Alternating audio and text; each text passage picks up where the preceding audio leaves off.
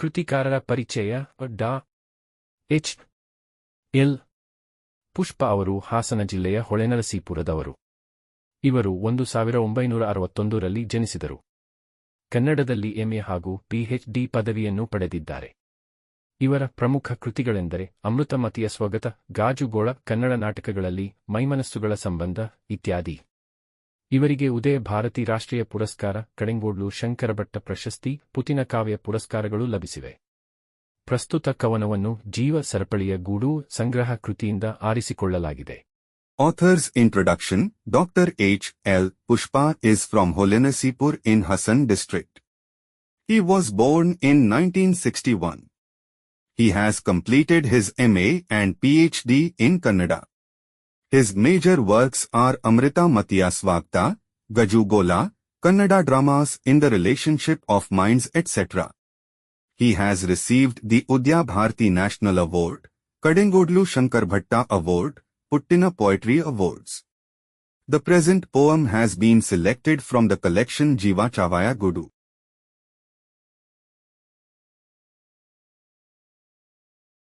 ಬದುಕ ಬದುವ ಬೇಲಿಯಲ್ಲಿ ಹೊಂಗೆ ಮರದ ಜೋಲಿಯಲ್ಲಿ ಅರಳಿದೆ ಹೂವು ಮಲಗಿದೆ ಮಲ್ಲಿಗೆಯಂತ ರೂಪು, ತಾಯಿಯಂತ ನೆರಳಲು ಕರುಳಿನಂತ ಮಡಿಲು, ಬದುಕಿನ ಕಠಿಣ ಬೇಲಿ ನಡುವೆ ಹೊಂಗೆ ಮರದ ಜೋಲೆಯಂತೆ ನೈಸರ್ಗಿಕವಾಗಿ ನಿರ್ಮಲವಾದ ಬದುಕಿನ ಹೊತ್ತು ಹಗಲುಗಳಲ್ಲಿ ಸುಗಂಧಿತ ಹೂವೊಂದು ಅರಳಿದಂತೆ ಒಂದು ಮಗುವಿನ ಮೃದುವಾದ ರೂಪ ಮಲಗಿದೆ ಎಂದು ಕವಿ ಚಿತ್ರಣ ಕೊಡುತ್ತಾರೆ. ಅದರ ಮೃದುಮುಖದಲ್ಲಿ ಮಲ್ಲಿಗೆಯ ಹೂವಿನ ಶಾಂತಿ ಮತ್ತು ಪಾವಿತ್ರ್ಯ ಕಾಣಿಸುತ್ತದೆ. ಈ ರೂಪವನ್ನು ತಾಯಿ ತನ್ನ ನೆರಳಿನಂತೆ ಕಾಪಾಡುತ್ತಾಳೆ, ಕರುಳಿನೊಳಗಿನ ಮಡಿಲಿನಂತೆ ಆರೈಕೆಯಿಂದ ಮಮತೆಯ ಉಷ್ಣತೆಯಿಂದ ಹೊದಿಸಿ ನಿಲ್ಲಿಸುತ್ತಾಳೆ. ಈ ಸಾಲುಗಳಲ್ಲಿ ಮಗು ತಾಯಿ ಸಂಬಂಧದ ನಿಜವಾದ ಉಷ್ಣತೆ, ಮೃದುತ್ವ ಮತ್ತು ರಕ್ಷಣೆಗಿನ ಸೌಂದರ್ಯ ತುಂಬಿದೆ.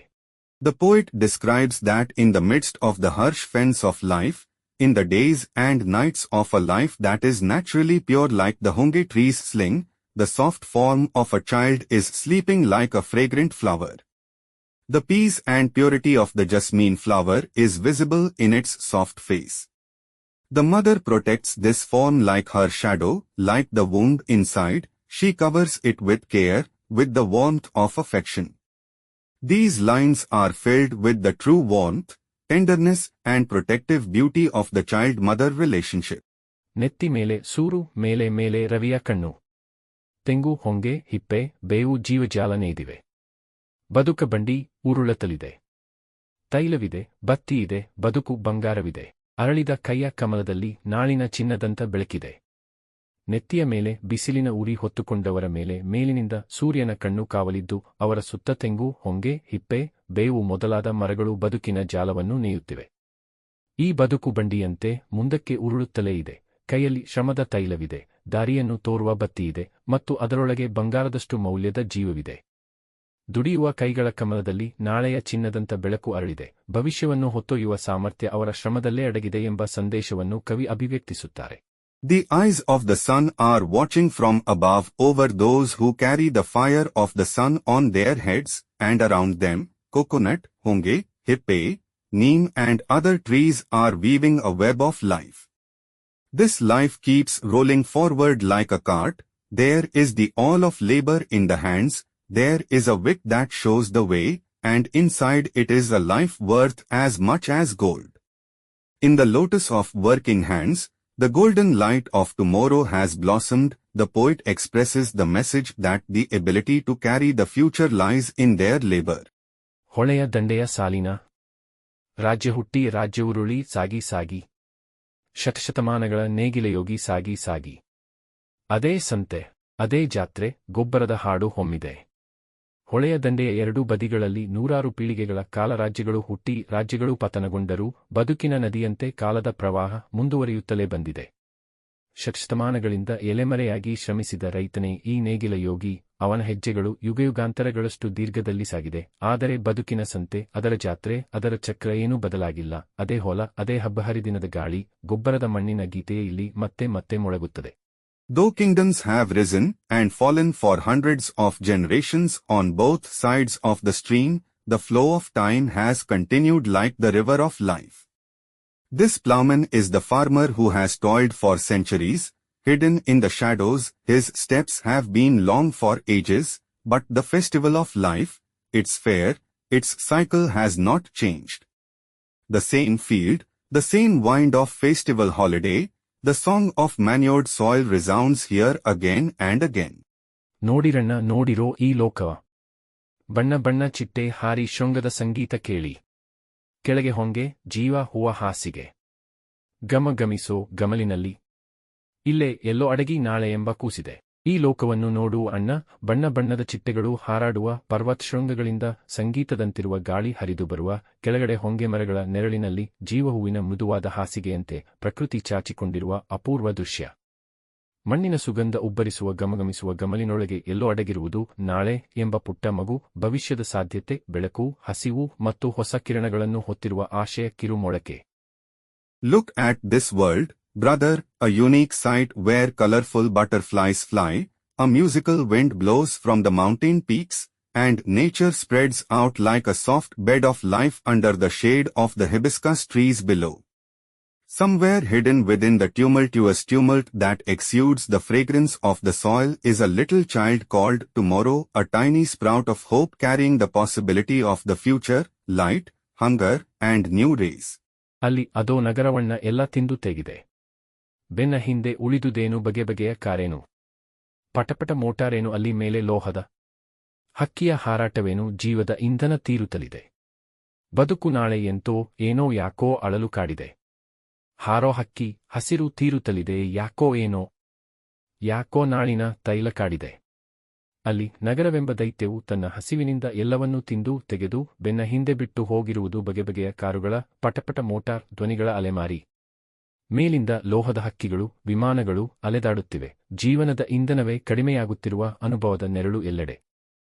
ನಾಳೆ ಎನ್ನುವುದು ಹೇಗೆ ಇರಬಹುದು ಎಂಬ ಅಸ್ಪಷ್ಟ ಭಯ ಮನಸ್ಸನ್ನು ಕಾಡುತ್ತಿದೆ.